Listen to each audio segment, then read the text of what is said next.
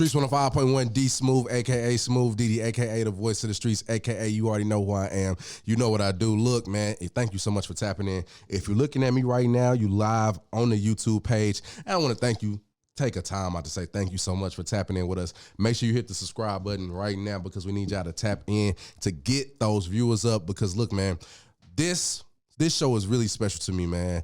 I got a chance to see what this brother's doing, man, and I just wanted to support him in any way possible. So the first thing I decided to do, I'm like, man, I got to bring you up here. I got to let the streets know. I got to let my peoples know what is going on and how we can help. So my guy Dave from Sk8liborius is up in the building, and then he brought a special guest, man.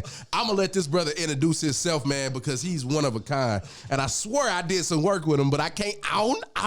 Look, man, I want to let him introduce himself, man. Go ahead, let him know who you are. Let him know what you do, bro.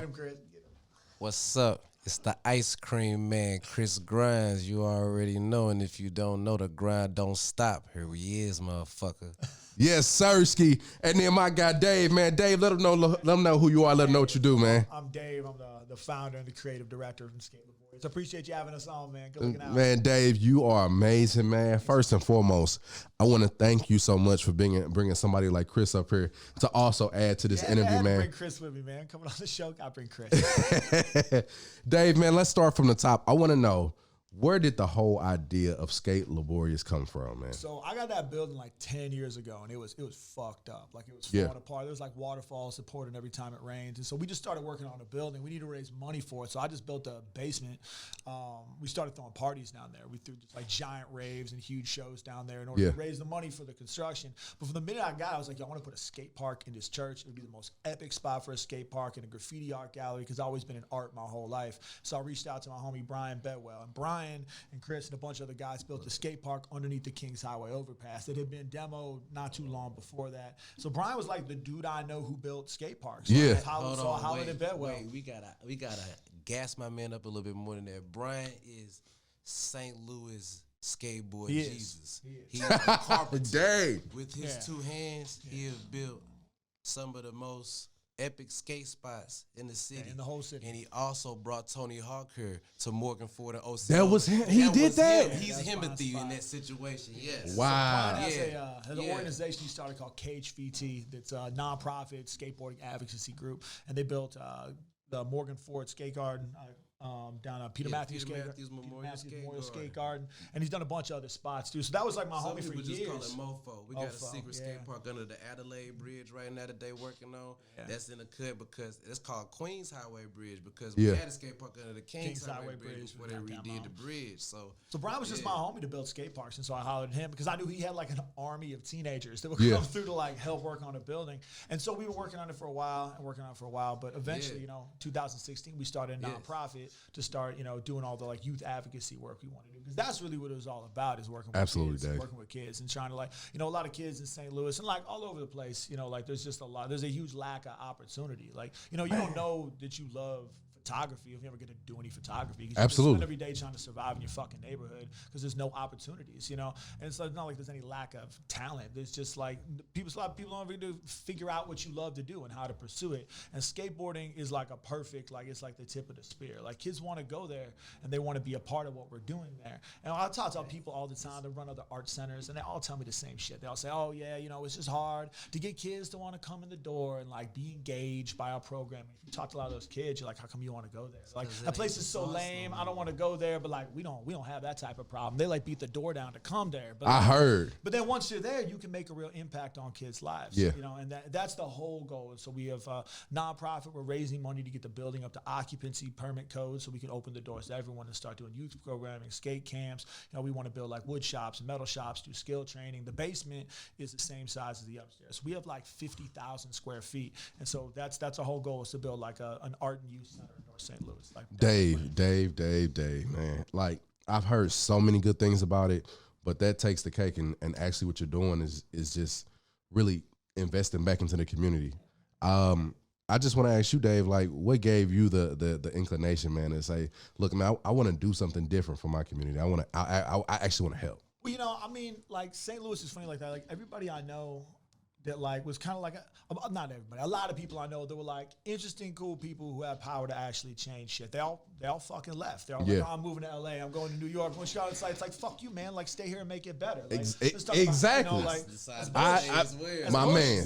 And like I left. I moved to New York I lived in Brooklyn for years, but like I'm back and I ain't going anywhere. I moved back 10 years ago, and I've been longer than that now. That's and why like we be having graffiti artists come from New York to tag the church. And it ain't just random people in St. Louis. People from all over the world. For real, I've always been into art and stuff too. Bless the walls. The halls. We had a partnership with Paint Lewis down at the Flood Wall. Been working with shout out to Paint Lewis and the Midwest Avengers and all them over there. Yeah, John Harrington, all them boys. Yeah, love them guys, man.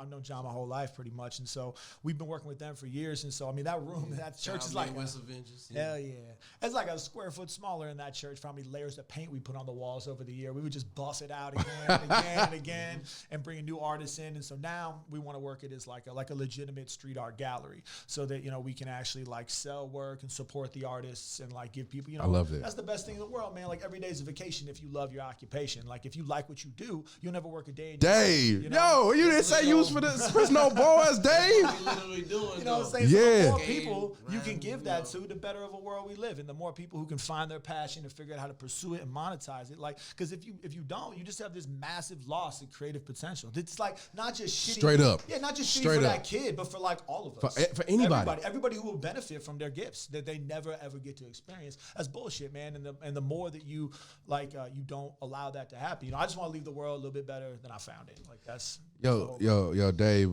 Before I go to Chris, I want to thank you first and foremost, man, because being able to actually experience something like it changed the trajectory of a person's life. Yeah. And you are actually getting to show kids what it's like to be an artist, what it's like to be a skateboarder, what it's like to unleash your creativity gene and not have anybody that's going to dole what you want to do.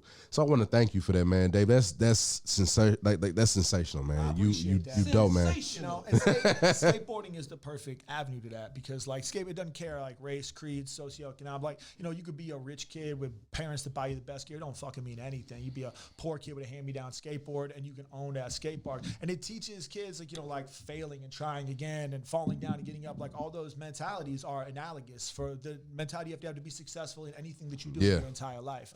And so it's a perfect segue into just pursuing what you want to do and getting after it. I love it, man. Getting into Chris, man. Chris, come on, man. You are who you are, man. Let them know, man, what's going on, but let them know, man, why you decided to actually partner with Dave, man, and do what you do.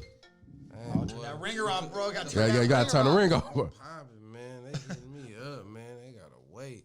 I ain't even gonna lie. Trapping is real. It's legal. Shout out is recreational. Yes, Sirski. You know what I'm saying? I'm going to tell you to shop local first and foremost because the dispensaries is killing me. A real nigga got a Class B felony for this shit. We in the streets. You hear me? We in the streets. My God.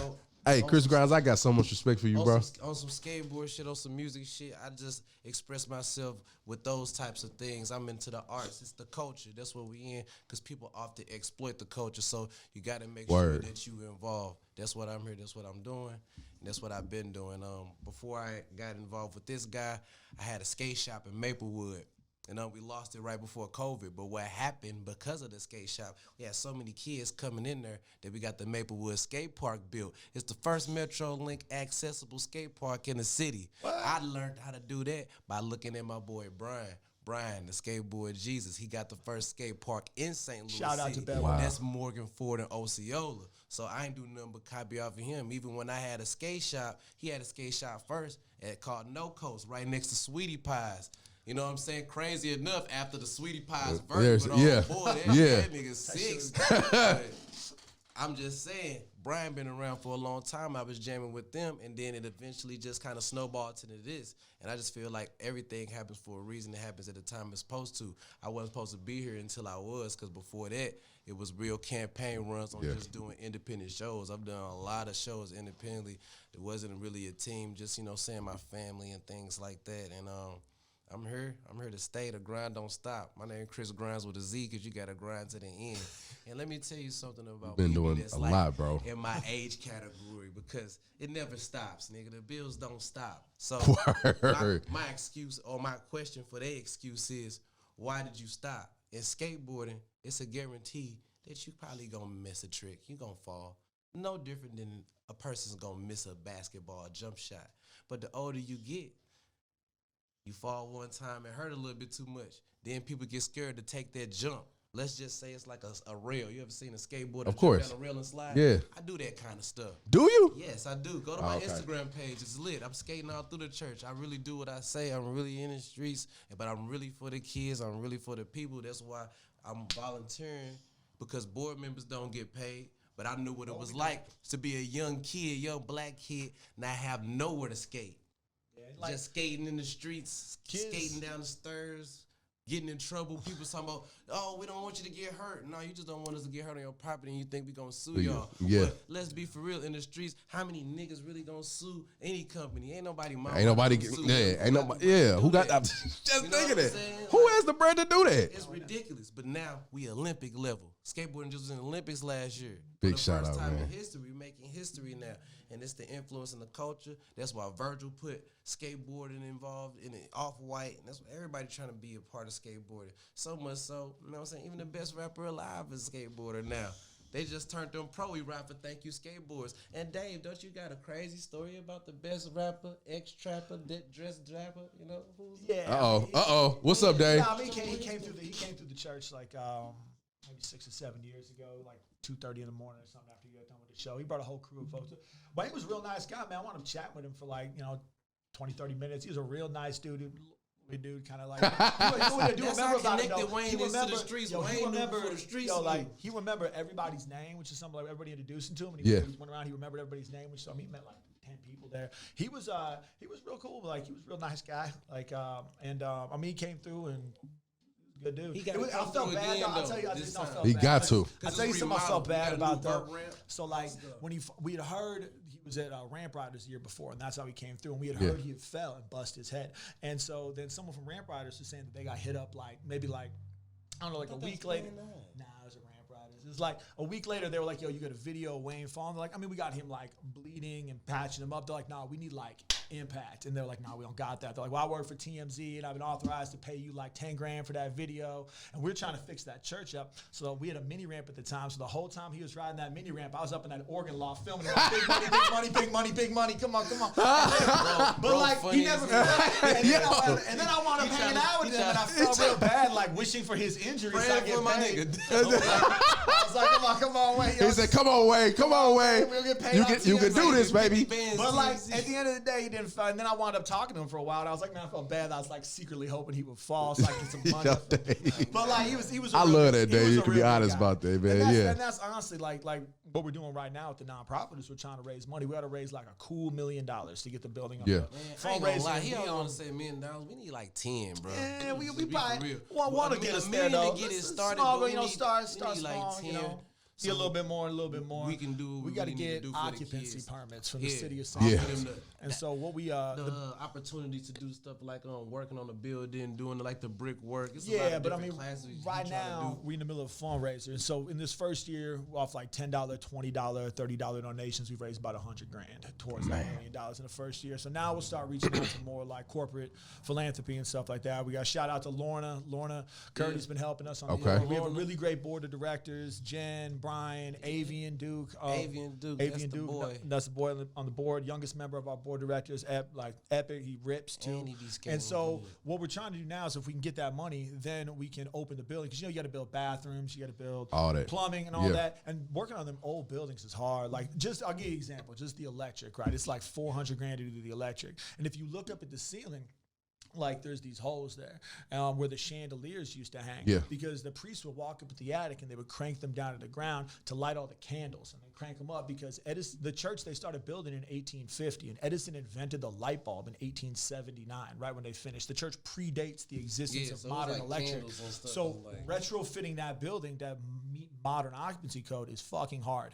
It's like don't even got and it's expensive. It's expensive. Tell them about the electric. The electric panel. We got a panel up in there. It's a buddy of mine that worked for Local One said that it's older than the one in the display case in the Union Hall. Like it's the oldest commercial panel. What? Yes.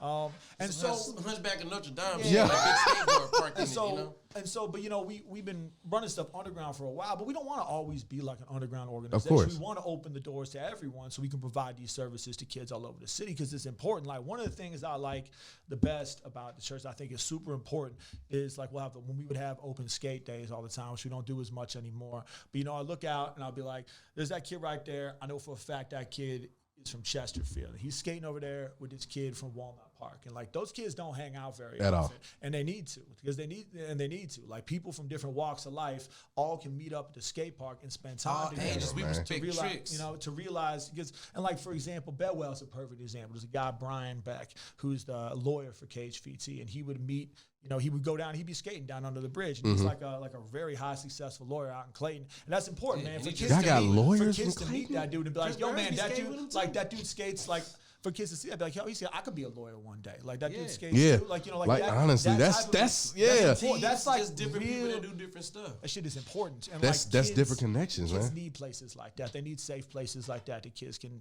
go and that's all my little joke is they're like underserved urban youth. Like that's the congregation in that church now. Like absolutely. That's who we fucking with. That's who needs those types of places. That they can go, Chris, man. They can come to get some inspiration. Just was about to ask you that. The church here. No. Well, if you ever want to come and check it out in person, because the pictures I can always say never does it justice. Yeah, man. I see. Yeah. Doors and somebody walk into and they look up and say, "Wow!" and then that wow echo off of the dome shit type land. We got 65-foot ceilings. Yeah, 65-foot ceilings, bro. Yeah, it's lit. It's the oldest neo-Gothic church west of the Mississippi River. Yo. Chris, man, when you opened yourself up to skating, man, talk to me about that liberation that you felt, and what does skateboarding mean to you, bro? Okay, so like skateboarding is a discipline, it's an art. It's always a way to approach it, but one thing that's for sure and for certain is that you're going to fail. It's gonna toughen you up. Wow. How many times you gonna hit the ground before you stay down? It's a lot of people in life that hit the ground and they still there. You got to get back up. And some people get back up. That's right. But you're going to make an attempt again that could put you on that ground.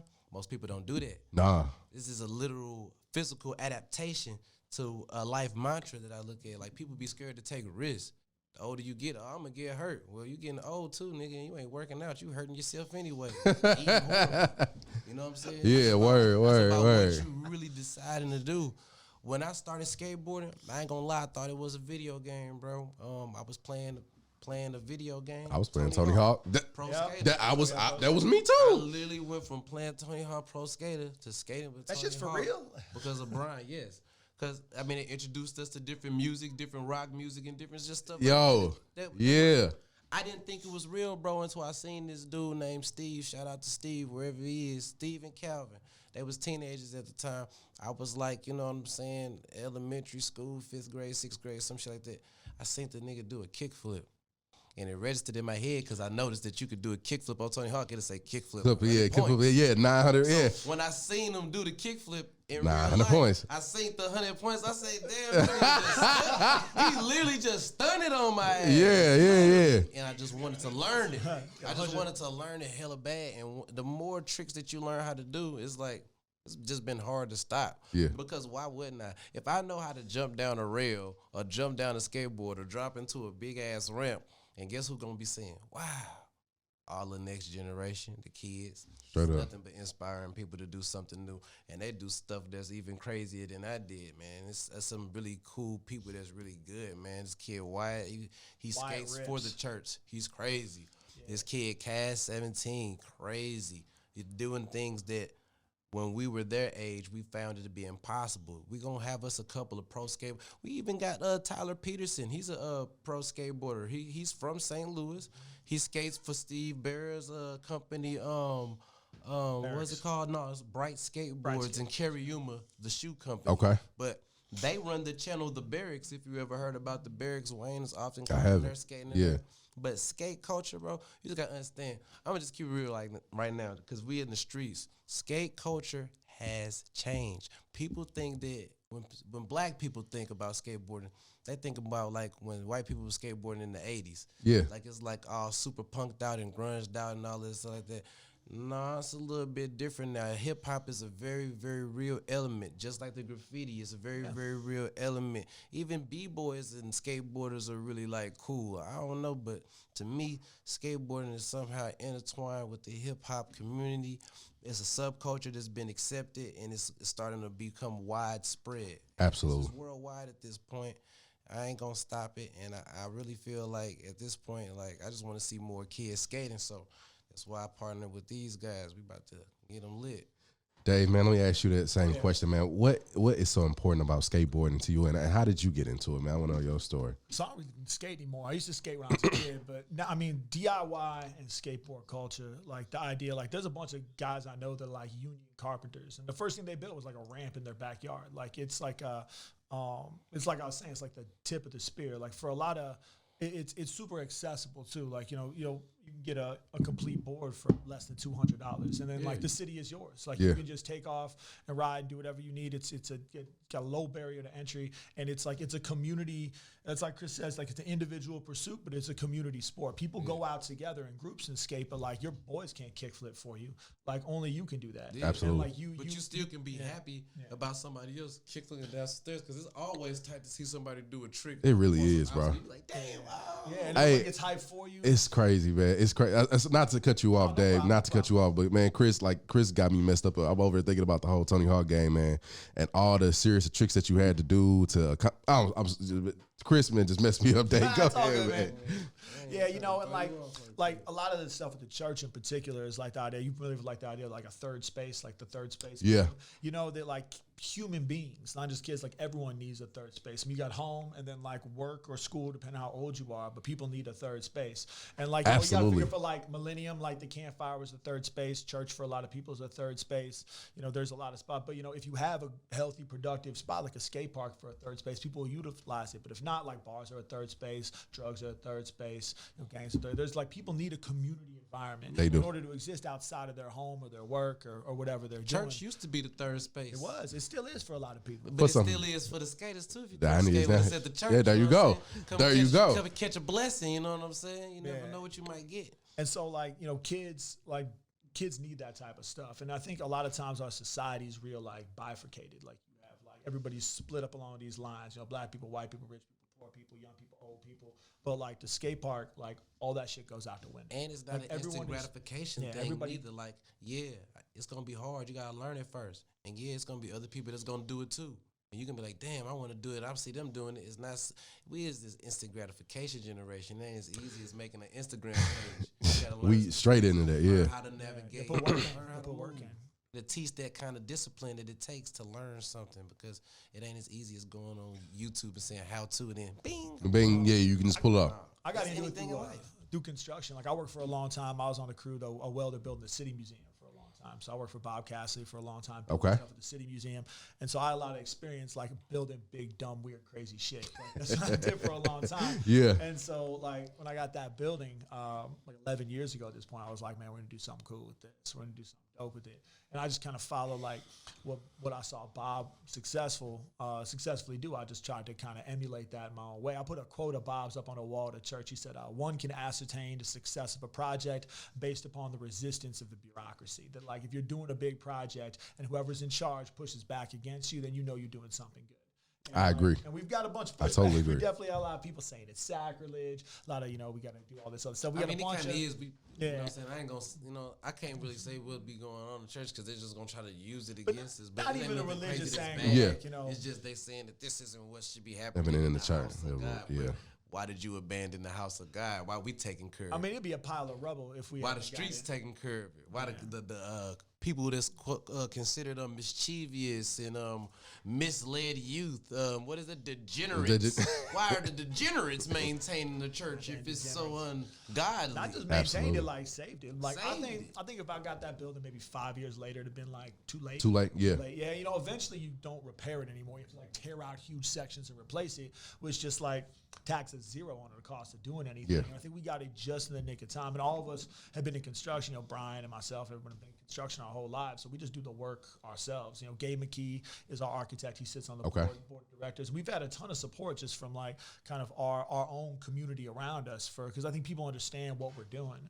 Like shout out to Kurt, who owns V3 Architects. Like Kurt financed the architecture portion of the project. Like I never met Kurt. I never looked him in the eye and shook his hand. I knew Gabe because I'd worked with him on other projects. And I would just get an email from Kurt being like, hey, so we've been working on your drawings for all your guys' construction build out for your occupancy. Could I get your invoice is like $6,000? I'd be like, yo, bro, I got like $400, and he'd be like, "That's cool, man. Here you go. Send that on over." And I basically was like, "You did not have to do that. He did not have to. Like, he's not a bank. Yo, he didn't have to, but that's float the it. Like, love. shout out to Kurt and Gabe over at V3. Man, Gable, shout out to you, man. Kurt Gable, you doing your thing. Appreciate you, bro. Yeah. There's a lot of balling ass niggas out here that's just throwing money down the drain.